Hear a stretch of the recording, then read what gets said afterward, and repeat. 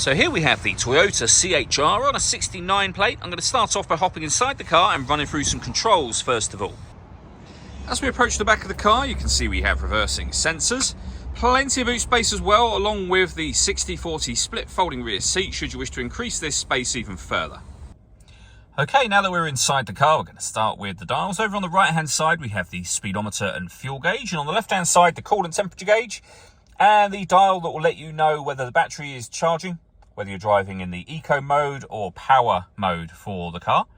In the dead center, you can see the total miles for the car. They are 24,514. Beneath that, it says EV. That's to say that this vehicle is currently running, to say that it's switched on, and that it's in electric vehicle mode. If it wasn't electric vehicle mode, it would say ready here, but the EV would not be there. Also in that central section, we have the trip computer. You can change the information that's displayed there using buttons on the steering wheel. You can, for example, as you saw me go past just there, have a digital readout for the speedometer displayed there should you wish to. And then lastly in that section, it will show you what gear this car is in. It's an automatic, of course, so we are in park at the moment. We back out to the steering wheel. Over on the right hand side are the buttons to change the information displayed in the central section just there. We have lane departure warning system over there, cruise control, which you can set on and off from here, and you can change the speed, etc. on this stalk below it. And then over on the left hand side we have stereo and phone controls for the car. In order that you can use the phone controls, you first need to pair the phone up to the car, which is done over on the central screen. Just press the phone icon, and then obviously you press yes. We're going to select no for now. We're on the audio menu already, so you can see there we've got FM, AM and DAB radio, auxiliary input, Bluetooth audio so you can stream your music wirelessly as well. That's a Toyota app that you can have displayed up on the screen, and we've got iPod and USB input up there as well. So plenty of ways to listen to your music in this car. We've also got satellite navigation.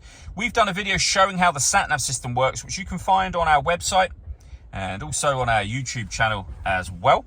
And if lastly I pop the car into reverse, you'll also see the full color reversing camera with guidelines that show you what direction this car is headed in relation to the image being shown on the screen.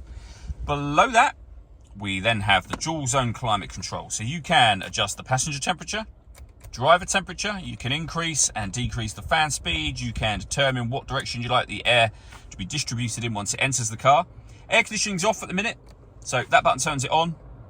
Same button to turn it off again. Or you can hit auto. The car will now take control of the fan speed, the direction of the air, to maintain those two temperatures for you. If you make any manual adjustment, you'll see auto has now gone off. You can put it back in your own settings on here.